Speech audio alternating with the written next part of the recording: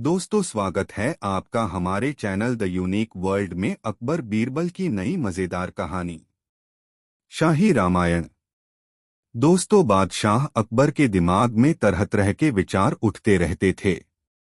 एक दिन उनके दिमाग में यह बात आई कि मुगलों के इतिहास को लेकर शाही रामायण भी बननी चाहिए। यह सोचते ही उन्होंने बीरबल को बुलाया और यह कार्य उसे सौंप दिया। बीरबल आदेश का पालन करने के लिए फौरन तैयार हो गए। अगले दिन रामायण की तमाम कठिनाइयों का बयान करते हुए बीरबल ने बादशाह को बताया, आलीज़ा, शाही रामायण तैयार करने के लिए फिलहाल 20,000 रुपयों की जरूरत है। 20,000 रुपये? बादशाह ने कहा। जी हाँ, मेरा विश्वास है कि 20,000 रुपये और 6 महीने की छुट्टी मिलने पर यह कार्य पूरा हो सकता है। बीरबल के कहे मुताबिक उसे 20,000 रुपये और 6 महीने की छुट्टी दे दी गई। उन रुपयों को बीरबल ने अपनी इच्छानुसार जनता की भलाई में खर्च कर दिया। 2 महीने तक वह इस काम में लगा रहा। 5वें महीने के अंत में बीरबल ने सादे कागज की जिल्द बनवाई और उसे एक आदमी के सिर पर रखकर बादशाह के पास पहुंच गया। बीरबल ने पुस्तक की ओर इशारा करके कहा, हुजूर, अभी कुछ कार्य शेष है, इसलिए मैं आपसे एक राय लेने के लिए आया हूं। कहो, बादशाह ने सिर हिलाया। बीरबल ने कहा, जैसे रामायण के मुख्य नायक रामचंद्र थे, वैसे ही इस बादशाही के नायक आप हैं। रामायण की मुख्य नायिका सीता जी हैं। अब प्रश्न यह है कि आप इस शाही रामायण की सीता किसे बनाएंगे? मैं आपसे केवल वही राय लेने आया हूं। आपकी बहुत सी बेगम हैं। किसको इस पद की प्राप्ति का शुभ अवसर मिलेगा? यह बात ज्ञात होते ही मैं यह कार्य शीघ्र ही समाप्त कर दूंगा। यह कहकर बीरबल अकबर बादशाह के बोलने की प्रतीक्षा करने लगे। बादशाह ने प्रधान बेगम को ही नायिका बनाने का आदेश दिया। तत्पश्चात बीरबल ने बड़ी बेगम साहिबा के भवन की ओर प्रस्थान किया। वहां जाकर बीरबल ने बड़ी बेगम को सब बातें विस्तार से समझा दी और फिर पूछा, रामायण की प्रधान नायिका सीता को वर्षों दैत्यराज रावण के पास रहना पड़ा था। आप भी जिसके यहाँ रह चुकी हो बता दीजिए। इसके बारे में पता चलते ही मैं रामायण को संपूर्ण कर दूंगा। बीरबल की इस बात को सुनकर प्रधान बेगम आगब बूला हो गईं। बीरबल वहां से लौट पड़े और मन ही मन खुश होते हुए बादशाह के सामने पहुंचे। उनके चेहरे पर उदासी के भाव स्पष्ट नजर आ रहे थे। उन्होंने बेगम से किए गए प्रश्न और उन प्रश्नों से पैदा हुए क्रोध की बात का विवरण बताया, जिसका परिणाम यह हुआ कि बादशाह की शाही रामायण का ही अंत हो गया। बादशाह ने बीरबल से कहा, बीरबल, तुम्हें दिया गया धन बेकार नहीं जाता। 20,000 रुपये का तुमने सदुपयोग किया है। मुझे सब पता चल गया है, इसलिए समय समय पर मैं ऐसा करता हूं। बादशाह की बात सुनकर बीरबल बोला, यदि आज्ञा मिले तो आपकी रामायण तैयार की जा सकती है। नहीं बीरबल, मुझ में ऐसी योग्यता नहीं है कि मैं महाराज श्री रामचंद्र का मुकाबला कर सकूं। तुम अपने काम को संभालो, जो 6 महीने से पड़ा हुआ है। बीरबल खुशी खुशी वहां से विदा हुआ और अगले दिन से उसने अपना कार्य प्रारंभ कर दिया। सही पहचान। दोस्तों, बादशाह अकबर की बहुत सी आदतों में एक आदत यह भी शामिल श्री कि वह हर रोज वेश बदलकर रात के समय बीरबल के साथ नगर में घूमा करते थे और प्रजा का सुख दुख अपनी आंखों से देखते थे। एक दिन वह बीरबल के साथ नगर में घूम रहे थे, तभी एक ऐसी गली के सिरे पर पहुंचे जहां एक भिखारिन खड़ी थी। उसका रूप इतना घृणित था कि कोई उसके हाथ से पानी भी न पिए, लेकिन वह गर्भवती थी। उसको देखकर अकबर बादशाह ने आश्चर्य से कहा, बीरबल, देखा कामदेव की कैसी प्रबल शक्ति है। जिस औरत के निकट जाने पर घृणा आली हो, उसके साथ भी किसी ने रमण किया। हुजूर, जो आदत पड़ जाती है वह छूटती नहीं है। जैसे भूख जूठे भात और निद्रा टूटी खाट को नहीं देखती, वैसे ही कामांध मनुष्य जाति कुजाति रूप कुरूप कुछ नहीं विचार करता। बहुत से लोग बड़े सज्जन दिखाई देते हैं, परंतु वे गुप्त रीति से गंदी जगह मुंह मारते हैं, बीरबल ने कहा। यह सुनकर अकबर बादशाह बोले, शायद ऐसा ही हुआ होगा, परंतु क्या तुम इसके प्रेमी का पता लगा सकते हो? शायद थोड़ी देर इधर उधर घूमने से पता चल जाए। यह कहकर बीरबल अकबर बादशाह को कुछ दूर ले जाकर खड़े हो गए, परंतु उनकी निगाहें उस भिखारिन पर ही लगी रहीं। थोड़ी देर में एक व्यक्ति वहां आया। बीरबल ने अकबर बादशाह से कहा, जहां पनाह लगता है, इस औरत के साथ कामवासना शांत करने वाला यही पुरुष है। अकबर बादशाह ने पूछा, तुम यह बात कैसे कह सकते हो? थोड़ी देर तक अनजान बने रहने से सब कुछ मालूम हो जाएगा, बीरबल ने धीरे से कहा। अकबर बादशाह उनकी ओर देखते रहे। वह पुरुष उस भिखारिन को कुछ संकेत करके झटपट चला गया। उसके जाते ही वह औरत भी चली गई। यह सब देखकर बादशाह को विश्वास हो गया कि इस औरत के साथ रमण करने वाला यही व्यक्ति है। बादशाह अकबर और बीरबल वहां से चल दिए। रास्ते में अकबर ने पूछा, बीरबल, जिस विलासी पुरुष को तुमने दिखाया, उस पर तुम्हें पहली ही बार में कैसे संदेह हुआ?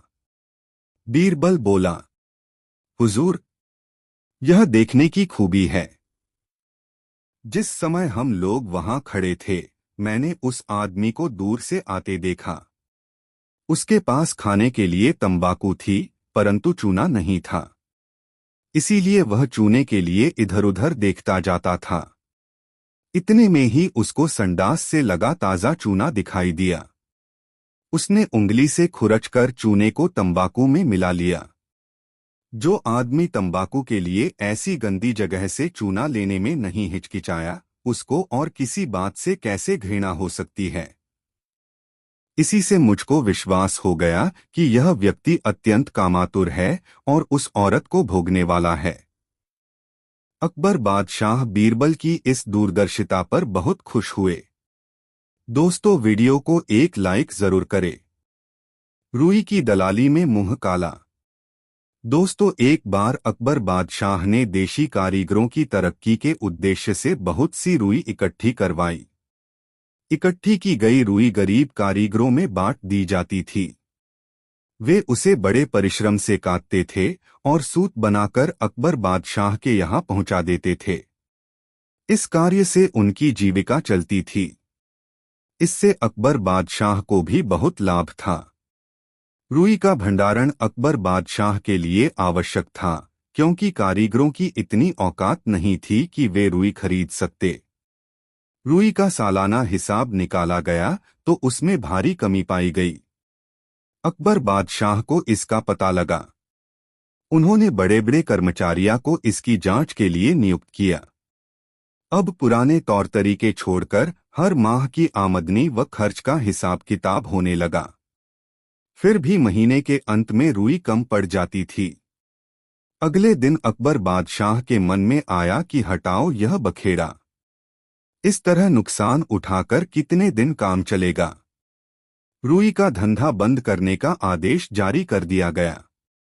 बीरबल को जब यह बात मालूम हुई तो उसने विचार किया कि इससे तो बहुत से गरीबों की रोजी मारी जाएगी, फिर उनकी जिंदगी कैसे बसर होगी।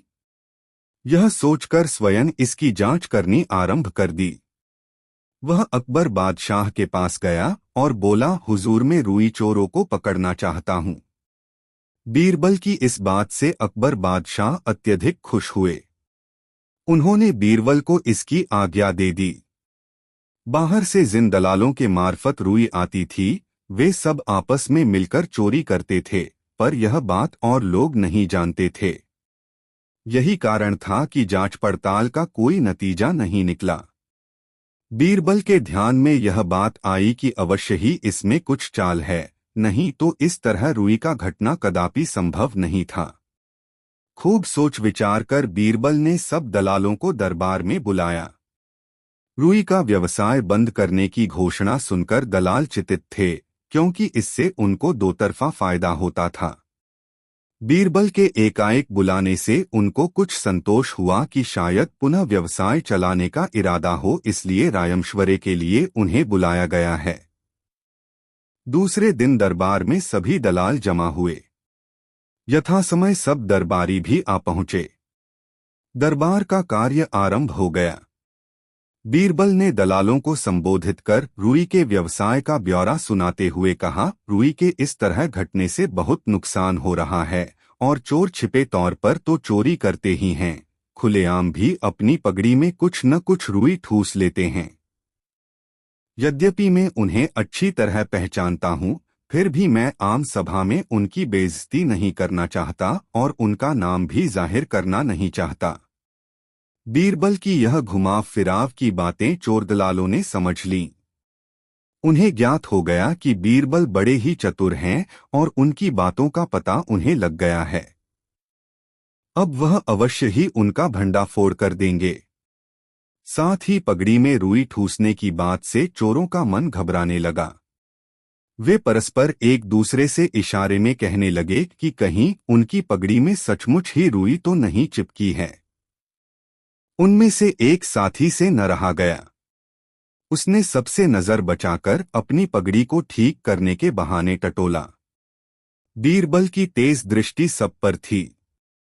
उन्होंने समझ लिया कि यही रुई का चोर है। उन्होंने तत्काल ही सिपाही को उस चोर की मरम्मत करने का हुक्म दिया।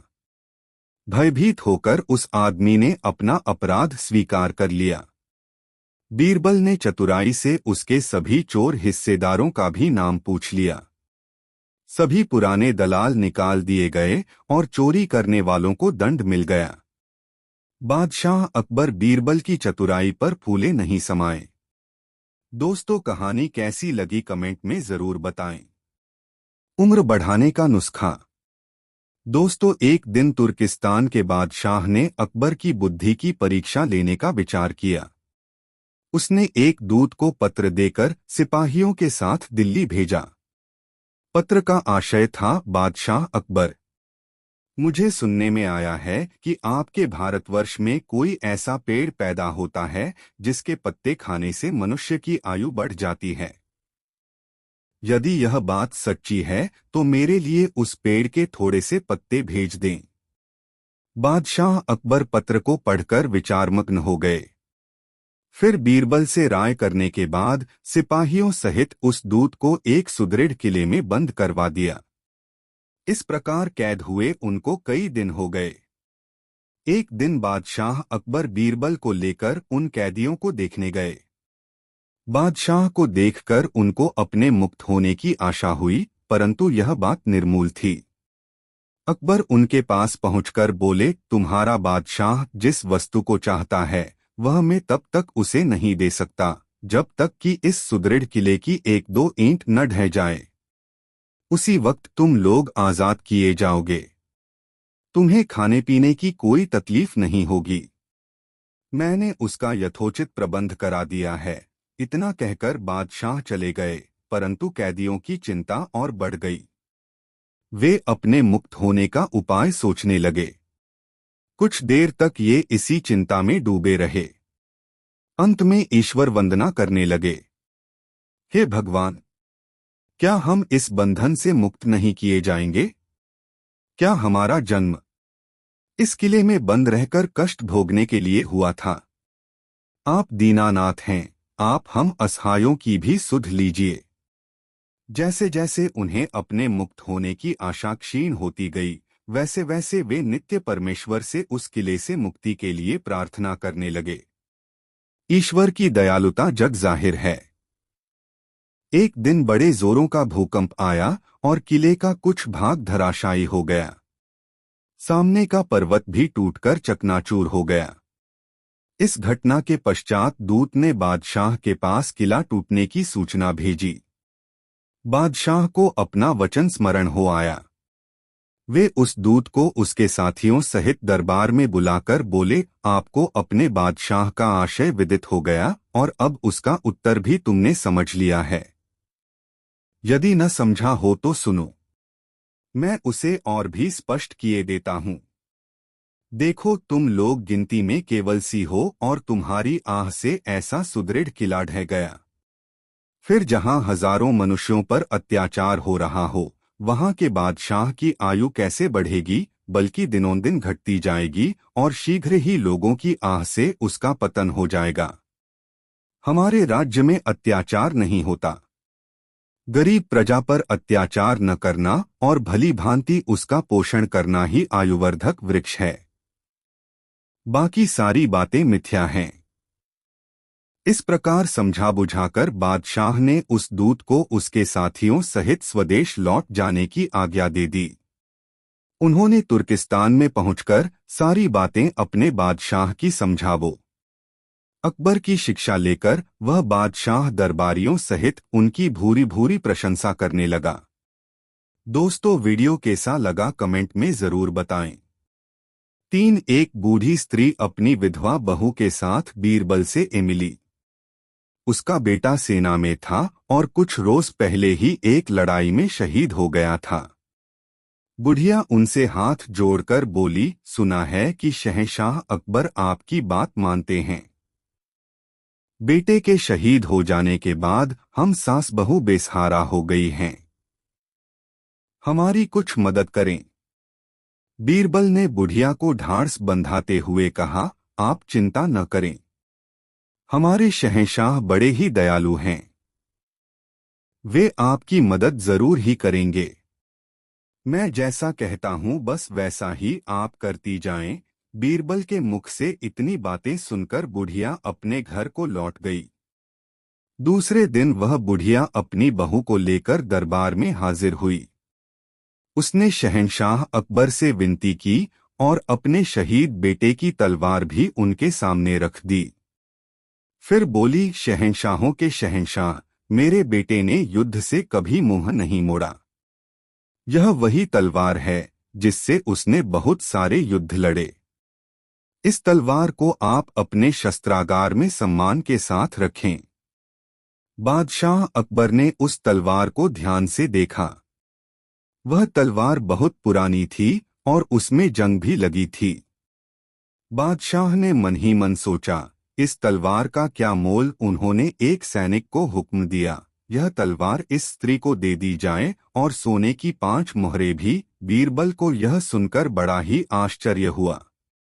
वह शहंशाह से बोले, जहां पनाह, क्या मैं इस तलवार को देख सकता हूं? बादशाह के हाँ कहते ही बीरबल ने तलवार उठा ली और उसे ध्यान से देखा, फिर चुपचाप खड़े हो गए।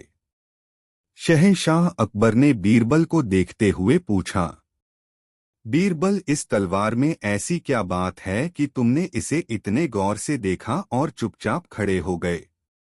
बीरबल बोले, जहां पनाह, मुझे पूरा विश्वास था कि यह तलवार सोने की बन जाएगी। बादशाह अकबर आश्चर्य से बोले, क्या कह रहे हो? जंग लगी तलवार भला सोने की कैसे बन सकती है? बन सकती है जहां पनाह, बीरबल ने कहा। जंग लगी लोहे की तलवार सोने की कैसे बन सकती है? अपनी बात को पूरा करो, बीरबल, जहां पनाह ने सवाल कर दिया। बीरबल बड़े ही शांत भाव से बोले, जहां पनाह, पारस पत्थर का एक छोटा सा टुकड़ा लोहे को सोना बना देता है। मैं तो यह सोचकर आश्चर्य में हूं कि आपके हाथों में आने के बाद भी यह तलवार लोहे की ही बनी रही। शहंशाह अकबर ने अगले पल ही हुक्म दिया कि इस बूढ़ी औरत को तलवार के वजन के बराबर सोना दिया जाए। शहीद की विधवा और मां दोनों ही अकबर और बीरबल को दुआएं देते हुए दरबार से बाहर चली गईं। किसी भी बात को ढंग से कहा जाए तो उसका परिणाम अच्छा ही होता है। दोस्तों, वीडियो को एक लाइक जरूर करें। 4 बादशाह अकबर को बुढ़ापे में न जाने कैसे शराब की लत लग गई। रात में जब वह अपने नवरत्नों के साथ होते तो उनसे छिपकर थोड़ी सी पी लेते थे। एक रोज बीरबल ने बादशाह अकबर को शराब पीते हुए देख लिया। उस समय तो बीरबल ने कुछ नहीं कहा, लेकिन एक रोज वह उस कमरे में पहुंच गए जहां बादशाह शराब रखते थे। बीरबल ने कमरे की चीजों को इधर-उधर बिखेरकर शराब की बोतल को दुशाले से ढककर बगल में दबाया और धीरे से बाहर निकल गए। बादशाह अकबर ने बीरबल को कमरे से निकलते हुए देख लिया, लेकिन वह यह सोचकर शांत ही रहे कि बीरबल किसी काम से कमरे में गए होंगे। लेकिन फिर भी बादशाह को तसल्ली नहीं हुई तो उन्होंने बीरबल को बुलाया। बीरबल अकबर बादशाह के सामने बगल में शराब की बोतल दबाए खड़े हुए। बादशाह ने बीरबल को गौर से देखते हुए पूछा, बीरबल तुम्हारी बगल में क्या है? बीरबल बोले, हुजूर क्या कह रहे हैं? कुछ भी तो नहीं है। बीरबल की बातों पर अकबर को विश्वास नहीं हुआ। उन्होंने दोबारा वही सवाल कर दिया। बीरबल बोले, हुजूर मेरी बगल में तोता है। अकबर बादशाह बीरबल पर नाराज हो गए और थोड़ी ऊंची आवाज में बोले, बीरबल यह मेरा हुक्म है। सच बोलो क्या है? बीरबल सिर झुकाकर बड़ी अदब से बोले, हुजूर घोड़ा है। बादशाह अकबर आश्चर्य में पड़ गए और कहने लगे, बीरबल आज तुम कोई नशा तो करके नहीं आए हो? उल्टा पुल्टा क्या बक रहे हो? सच क्यों नहीं बोलते? बीरबल बेखौफ होकर बोले, हुजूर हाथी है। अकबर बादशाह भौहें चढ़ाते हुए बोले, बीरबल इस बदतमीजी की सजा क्या है? तुम्हें मालूम भी है। बोलो तुम्हारी बगल में क्या है? बीरबल बादशाह अकबर के क्रोध से बेखबर बोले, हुजूर गधा है। बादशाह अकबर बीरबल को दंडित भी तो नहीं कर सकते थे, क्योंकि वह उनके नवरत्नों में से एक थे। वह शांत स्वर में बोले, बीरबल पहेलियां क्यों बुझा रहे हो? क्या है तुम्हारी बगल में? बीरबल इस बार सच बोले, शराब है हुजूर। यह बोलकर बीरबल ने बगल से बोतल निकाली और बादशाह के सामने रख दी। बादशाह अकबर को बड़ा ही आश्चर्य हुआ और उन्होंने मन ही मन सोचा, अच्छा तो बीरबल भी शराब पीते हैं। यह सोचते हुए अकबर ने एक सेवक से कहा, बीरबल को आराम से घर पहुंचा देना। अकबर बादशाह के मन में यह बात थी कि बीरबल आज होश में नहीं हैं। उन्होंने अवश्य ही शराब पी है। बीरबल चुपचाप घर आ गए। शाम के समय जब नवरत्नों की महफिल जमी तो बीरबल भी महफिल में आ गए। बादशाह अकबर को बड़ा ही ताज्जुब हुआ। उन्होंने बीरबल से पूछा, अब आपकी तबीयत कैसी है बीरबल? बीरबल चौंकते हुए बोले, हुजूर मेरी तबीयत को क्या हुआ था? अकबर बादशाह बोले, बीरबल तुम ठीक ठाक न होते तो क्या शराब की बोतल बगल में छिपाकर पूछने पर यह बोलते कि घोड़ा है, हाथी है, गधा है, तोता है। बीरबल तो मौके की ही तलाश में थे। बड़े ही शांत स्वर में बोले, हुजूर मैं उस समय न तो बेहोश था और न ही मदिरापान किया था, लेकिन जो कुछ भी बोला था वह बिल्कुल सच था। तुम होश में तो हो बीरबल? अकबर बादशाह ने बीरबल को देखते हुए पूछा। हुजूर गुस्सा न करें। पहली बार जब आपने पूछा कि बगल में क्या है तो मैंने कहा कुछ नहीं।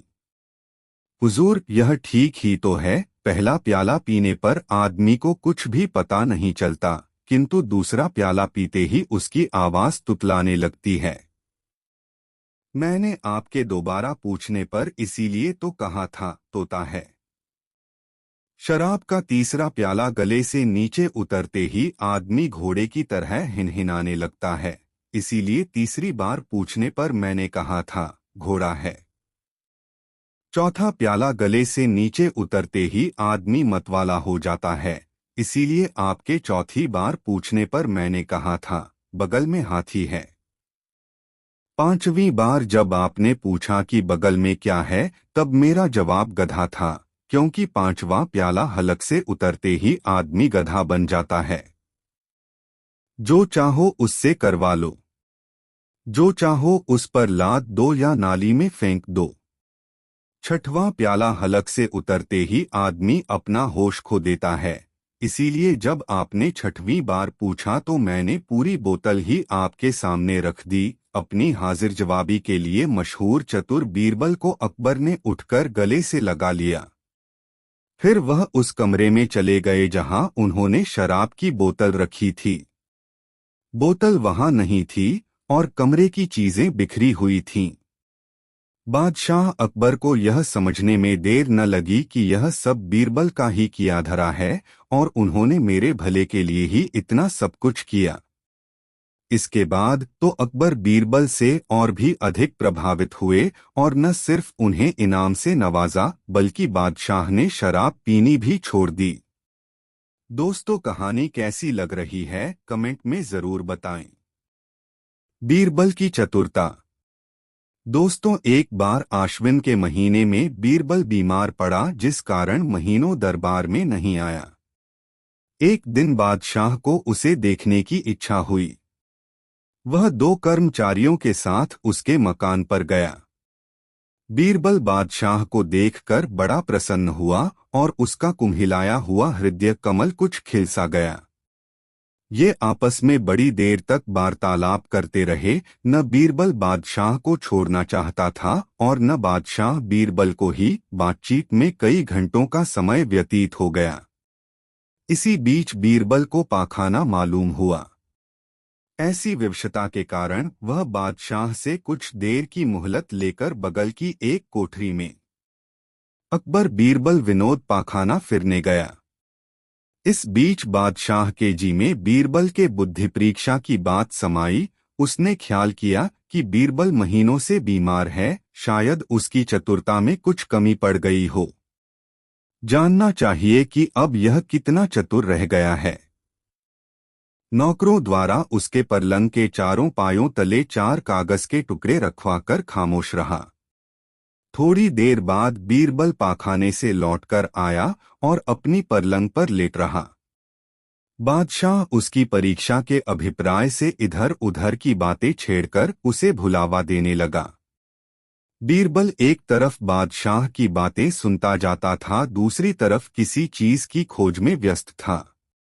वह ऊपर नीचे इस प्रकार से देख रहा था मानो किसी चीज का अनुसंधान कर रहा हो। बादशाह ने उसकी उसक पुसक का कारण पूछा। बीरबल ने कहा, पृथ्वीनाथ, जान पड़ता है कि यहाँ पर कुछ रक्को बदल हो गया है। वे अनजान सा मुंह बनाकर बोले, क्या रक्को बदल हुआ है? बीरबल ने उत्तर दिया, मुझे मालूम होता है कि या तो इस मकान की दीवार कागज भर नीचे को दब गई है व मेरी पलंग एक कागज ऊंची हो गई है।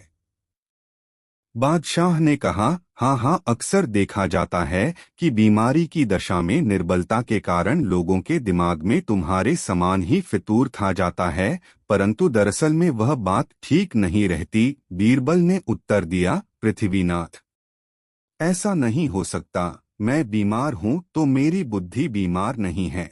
बादशाह बीरबल की पहले ही सी चतुरता देखकर बड़ा प्रसन्न हुए और उससे असली भेद प्रकट कर दिया। दोस्तों, एक दिन मनोरंजन के समय बादशाह के मन में यह बात आई, संसार में मूर्खों की संख्या तो अमित है, परंतु मैं ऐसे 4 मूर्ख देखना चाहता हूं जिनकी जोड़ के दूसरे न हो। उसने बीरबल से कहा, बीरबल, 4 मूर्ख इस ढंग के तलाश करो कि जिनकी जोड़ के दूसरे न मिलें। यह बादशाह की आज्ञा मानकर नगर से बाहर निकला। ढूंढने वालों को क्या नहीं मिल सकता, केवल सच्ची लगन होनी चाहिए। कुछ दूर जाकर बीरबल को एक आदमी दिखलाई पड़ा जो थाली में पान का एक जोड़ा बीड़ा और मिठाई लिए हुए बड़े उत्साह से नगर की तरफ जल्दी दो भागा जा रहा था।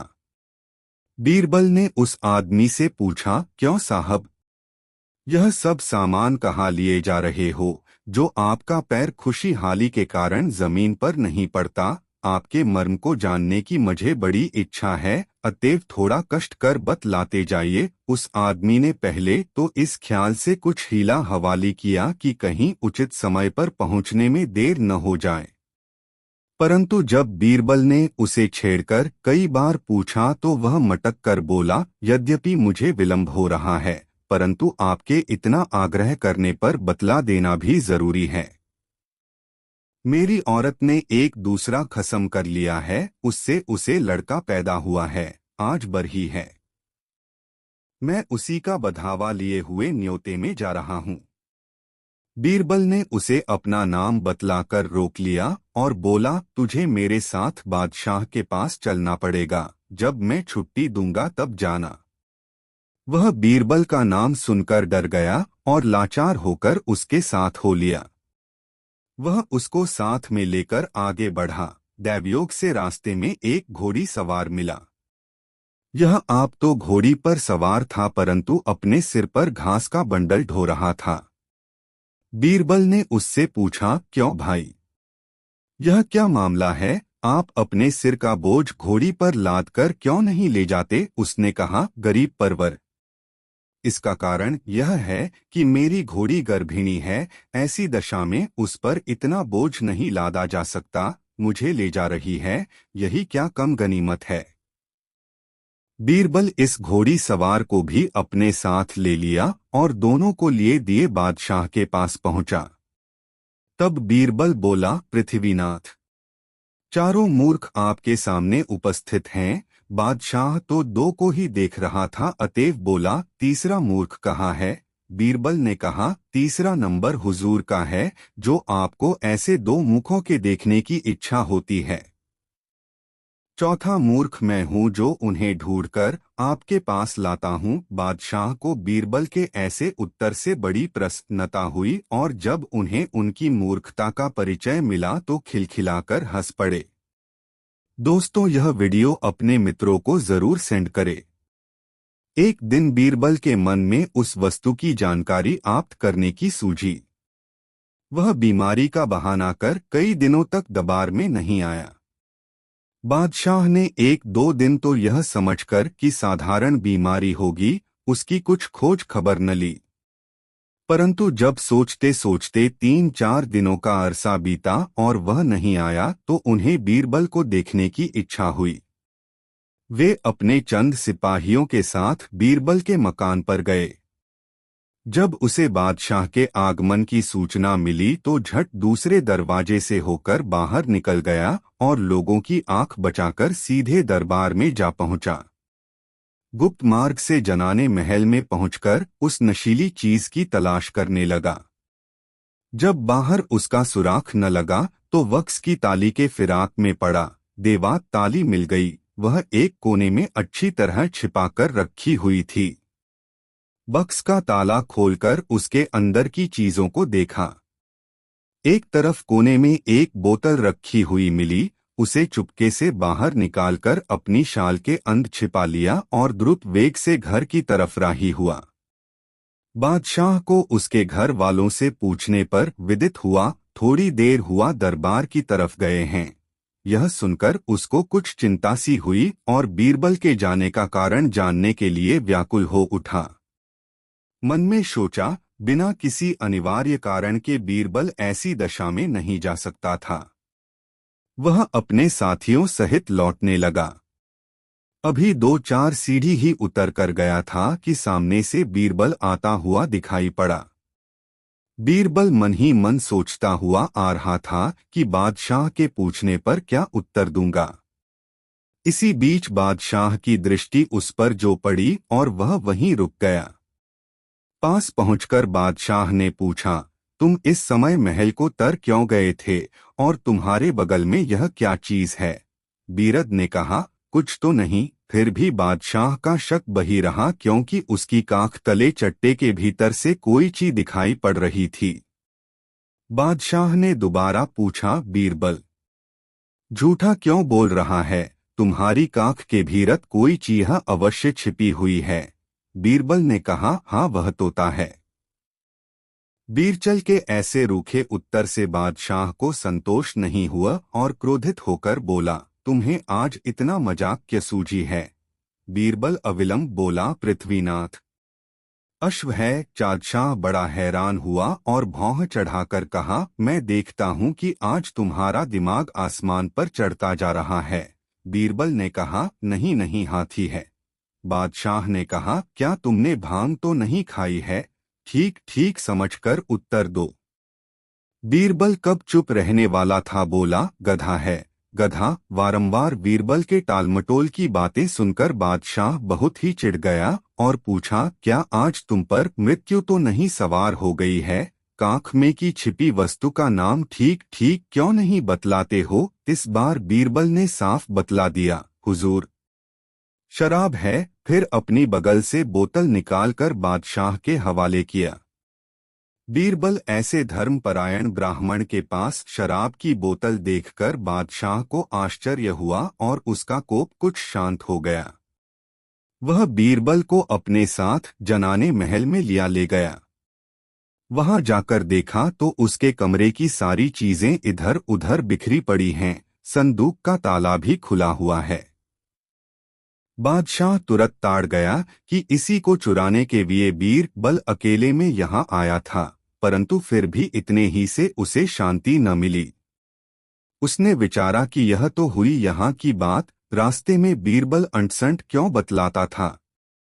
तब वह बोला, बीरबल, मालूम होता है आज तुम कुछ नशा खा गए हो, नहीं तो ऐसी ऊटपटांग बातें कभी न करते। तुम्हारी कांख तले शराब की बोतल मौजूद थी, फिर भी तुमने उसे बैल, गधा आदि आदि कैसे बतलाया? बीरबल को अपना राज बादशाह पर खोलने का मौका मिल गया और उसे इस ढंग से प्रकट करना प्रारंभ किया, पृथ्वीनाथ, न तो मैं नशा खाए हूँ और न मेरी बुद्धि ही भ्रष्ट हुई है। मैंने जो कुछ भी कहा है वह मेरे कांख तले थी। अच्छा हुजूर सुनिए, पहले पहल मैंने आपसे बतलाया था कि कुछ भी नहीं है, सो मद्यपान के प्रथम प्याले की बात थी। उस समय बात करने वाला कुछ भी नहीं देखता।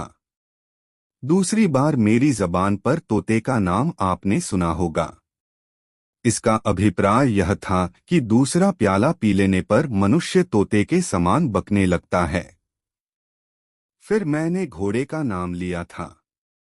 उसके मानी यह था कि तीसरा प्याला पी चुकने पर मद्यपी घोड़े के समान हिनहिनाना प्रारंभ कर देता है। चौथी बार हाथी बतलाया था। सो इस कारण कि चौथे प्याले के सेवन के पश्चात मद्यपी मस्त हाथी की तरह घूमना प्रारंभ करता है। पांचवीं बार गधा बना देता है।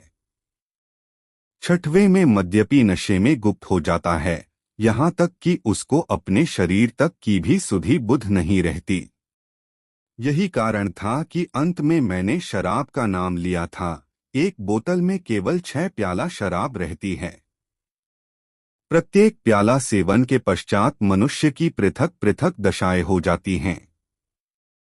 बादशाह बीरबल की इन बातों को बड़े ध्यान पूर्वक सुन रहा था, कारण कि उसे इस बात का पहले ही से विश्वास था कि बीरबल जो कुछ भी कहे वा करेगा उसके अच्छे के लिए ही। बीरबल का अभिप्राय भी बादशाह का मद्यपान छुड़ाना ही था। उसकी इस शुभकांक्षा से बादशाह बड़ा हर्षित हुआ और उसे उचित पुरस्कार देकर विदा किया। दोस्तों, यह कहानी आपको कैसी लगी कमेंट में जरूर बताएं। शराब से तौबा। दोस्तों, बादशाह अकबर वैसे तो शराब नहीं पीते थे, मगर जब जयानी धीरे धीरे बुढ़ापे की ओर बढ़ने लगी तो शाम को उन्हें थकान महसूस होने लगी। इसलिए रात के समय थकान दूर करने के लिए थोड़ी बहुत शराब पी लिया करते थे, लेकिन वह ऐसा छिपकर करते थे। फिर भी उनके बातचीत के ढंग से बीरबल को यह पता लग ही गया। बीरबल ने बादशाह की इस बुरी आदत को छुड़ाने का निश्चय किया। बादशाह जिस कमरे में शराब रखते थे, एक दिन बीरबल उसमें गुप्त रूप से गए और वहां की हर एक वस्तु को ध्यान से देखा। बाद में वहां की चीजें अस्तव्यस्त करके बीरबल ने शराब की बोतल अपने दुशाले में छिपा ली और बादशाह के सामने ही तेजी से निकल गए। बगल में कोई चीज छिपाकर तेजी से बीरबल को जाते देखकर बादशाह को संदेह तो हुआ, किंतु उन्होंने इस बात पर ध्यान नहीं दिया। उनके जाने के थोड़ी देर बाद उन्होंने बीरबल को बुलवाया। बीरबल बगल में वही पोटली दबाए हुए बादशाह के सामने मौजूद हुए। अकबर ने पूछ ही लिया, बीरबल तुम्हारी बगल में क्या है? बीरबल ने जवाब दिया, जहांपनाह, कुछ भी नहीं है। उन्होंने दोबारा पूछा तो बीरबल बोले, तोता है। इस जवाब को सुनकर बादशाह को गुस्सा आने लगा। वे क्रोधित स्वर में बोले, सच सच क्यों नहीं बताते क्या है? बोरबल ने अपने स्वभाव के तरीके से जवाब दिया, घोड़ा है। बादशाह को ताज्जुब हुआ। वे झुंझला कर बोले, आज तुमको क्या हो गया है जो ऐसी वे सिर पैर की बातें करते हो? ठीक क्यों नहीं बताते? इस बार बीरबल ने कहा, हाथी है। बादशाह बहुत नाखुश हुए और उन्होंने चिल्लाकर कहा, क्या आज तुम्हारी मौत नजदीक आ गई है? यह सुनकर बीरबल बोले, गधा है। फिर बादशाह ने सरल भाव से पूछा। तो बीरबल ने सच कह दिया, शराब है, और बोतल सामने रख दी। बीरबल के हाथ में शराब की बोतल देखकर बादशाह आश्चर्यचकित रह गए। बादशाह जितना सोचते थे उतना ही विचारधाराओं में डूब जाते थे, क्योंकि बादशाह के दिल में यह बात समा गई थी कि बीरबल आज होश में नहीं है। अवश्य ही उसने शराब पी है। शाम को जब नवरत्न बैठे तो बीरबल भी उन्हीं में आ बैठे। बादशाह ने इन्हें भी देखा और पूछा, तबीयत कैसी है? बीरबल बोले, मेरी तबीयत खराब कब थी? यह सुनकर बादशाह बोले, यदि खराब नहीं थी तो क्यों शराब की बोतल बगल में दबाकर हमारे पूछने पर बेसिर पैर के जवाब दे रहे थे? बीरबल ने यह अच्छा मौका हाथ आया देखकर कहा, जहांपना, पहले जब आपने मुझसे पूछा कि बगल में क्या है तो मैंने जवाब दिया कि कुछ नहीं।